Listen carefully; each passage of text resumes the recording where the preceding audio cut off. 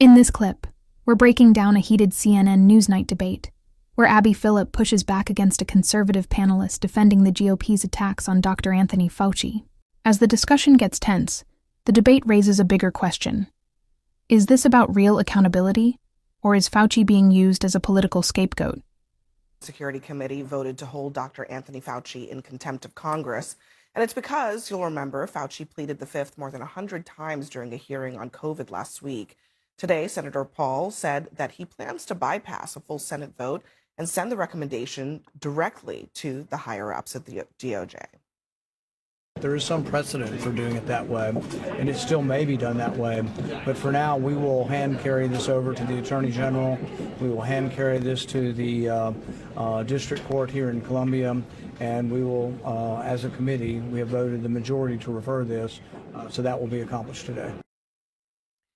And just a few hours later, the DOJ said it did receive the document and is reviewing it and will work with the Senate accordingly. Now, Fauci's lawyer is calling all of this a political stunt and a weaponization of the Justice Department.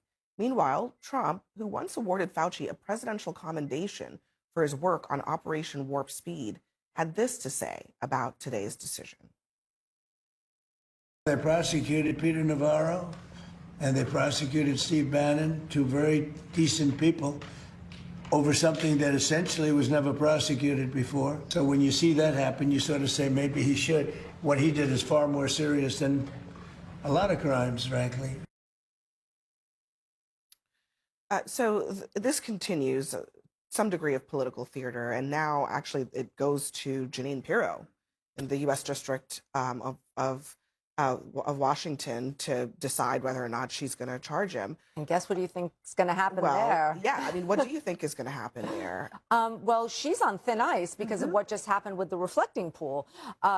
You know, Donald Trump has been very public in saying that he was very angry at the fact that she dropped the case against the gentleman who was alleged to have, David Hearn. And so I think that she's going to say, yes, sir, and try and prosecute this case. I think they're going to I think it's going to be tough for them. But at the end of the day, I think the bigger picture here is that this is a person who was acting as a government official, right? He was at the behest of the Biden administration. To start prosecuting Fauci, I think, sets a very dangerous precedent. Well, he started at the behest of the Trump administration, and I think we should point that out. Like, he was in an advisory position. He did not have the authority to do any of the things people are claiming he is responsible for. He didn't shut down the country. Trump chose to. He didn't shut down the schools. Trump did. He didn't mandate masks. Trump did.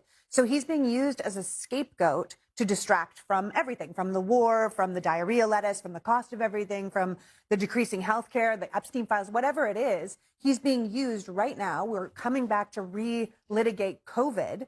And it does feel like a lawless political stunt. And I don't think it'll go all the way through the courts. But if you're going to hand it right from a small committee to Jeanine Pirro, who, like you said, is on thin ice, and then it might go to AG Todd Blanche, of course he's going to be rounded up. But you shouldn't be tarring and feathering someone that has been in 6 administrations doing nothing but being a devoted servant of our public health. It's a shame. Forget about prosecuting him. The guy should be in a mental institution. He's a textbook sociopath. I mean, DSM-5 level sociopath who was running our pandemic response.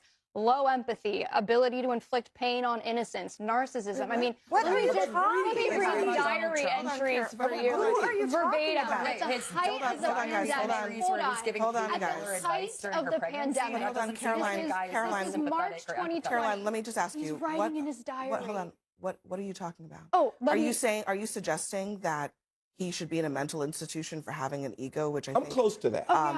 Which I think would characterize just about every single person in Washington. At the height of the pandemic, when Americans aren't allowed to see grandma dying of COVID, what is Anthony Fauci writing about? Caroline. The media is so hot. Respectfully, there is one person at this table who worked with Dr. Fauci. I worked at the White House. Written about me. Caroline, I worked at the White House during COVID. I was Trump's deputy press secretary during COVID. So I actually worked with people like Dr. Fauci. He was. You couldn't keep him off TV. You're in the press office. You would know his face was on. And guess what, Caroline? Guess what?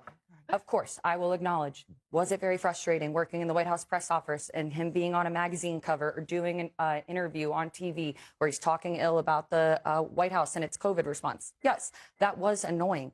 But the thing is that them trying to scapegoat him and say that it's all his fault, we were dealing with a novel virus. This was once in a lifetime generational pandemic. And so we were all figuring it out as we were going. He was busy reading his own press clips. No, the donuts. They made donuts about okay, and you don't think that Donald Trump and all the other senators on the Hill are just as narcissistic? I mean, come on, those guys would slit someone's throat to go on Fox News. Maybe he was drinking his own Kool-Aid. Oh, and you all but you know who was pouring the Kool-Aid as well? You guys loved him. You know who was pouring the Kool-Aid as well, Caroline? I'm sorry.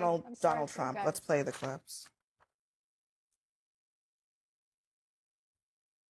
We have, whether it's Dr. Fauci, we have the best people on earth. Anthony, who's become a major television star for all the right reasons. No, he's just so professional, so good. I'm not firing him. I think he's a wonderful guy. I have a very good relationship with Dr. Fauci. He's got a very good approval rating, and I like that. He was a great basketball player. Did anybody know that? He was a little on the short side for the NBA, but he was talented. I told Tony Fauci, I said, why don't you move to New York, run against AOC? You will win easily. I learned a lot from Tony. He's a good man. I like Dr. Fauci a lot, just so you understand. Now, to be honest, I don't care about any of that. I think it's totally fine that Trump was praising him. I think it is embarrassing that he loved his press so much. But my question is, what is he being prosecuted for? I think that's a very fair question. I echo everything that she just said, but that had nothing to do with criminal prosecution.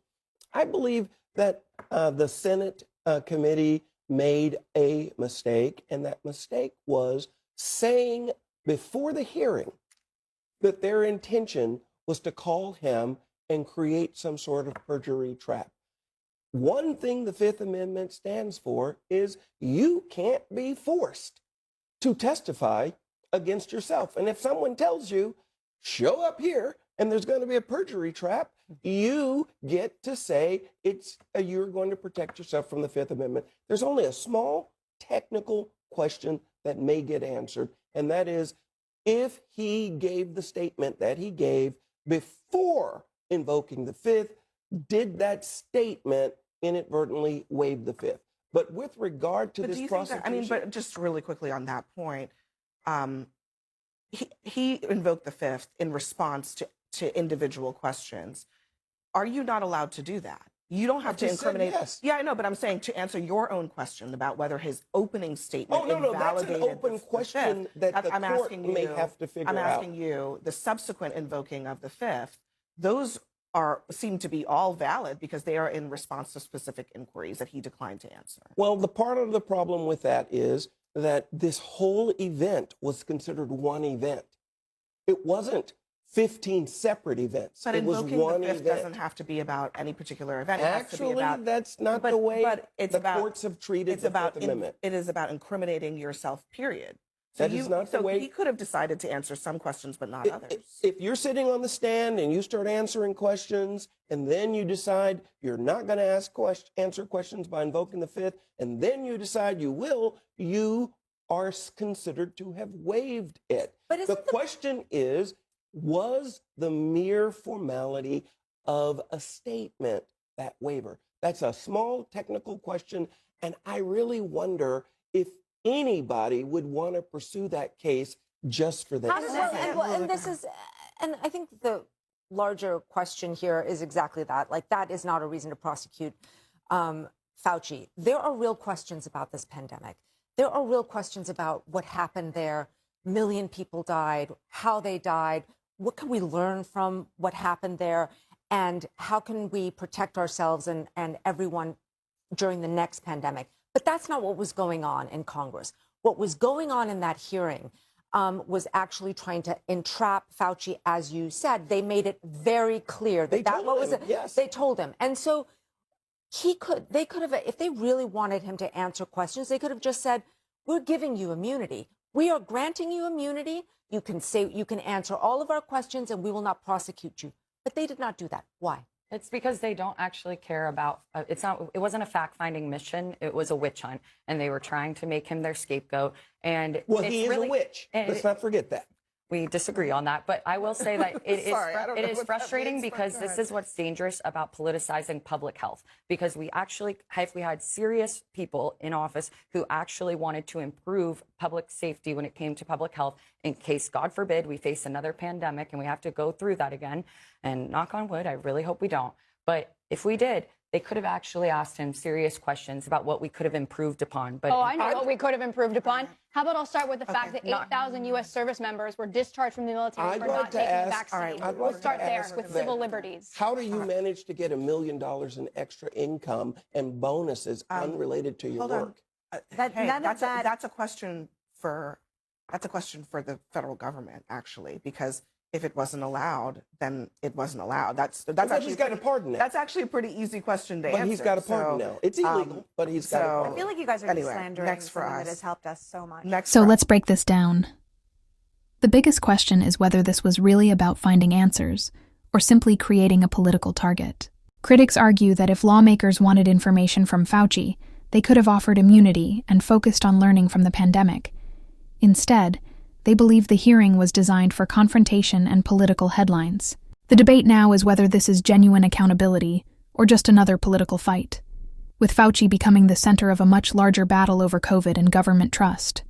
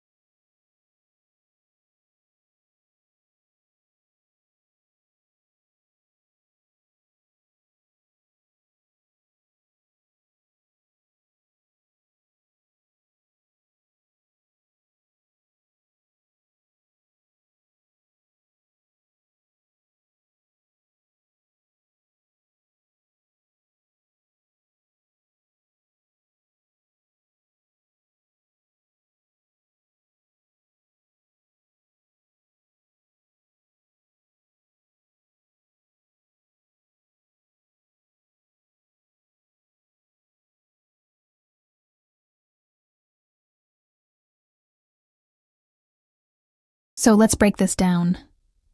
The biggest question is whether this was really about finding answers or simply creating a political target. Critics argue that if lawmakers wanted information from Fauci, they could have offered immunity and focused on learning from the pandemic. Instead, they believe the hearing was designed for confrontation and political headlines. The debate now is whether this is genuine accountability or just another political fight, with Fauci becoming the center of a much larger battle over COVID and government trust.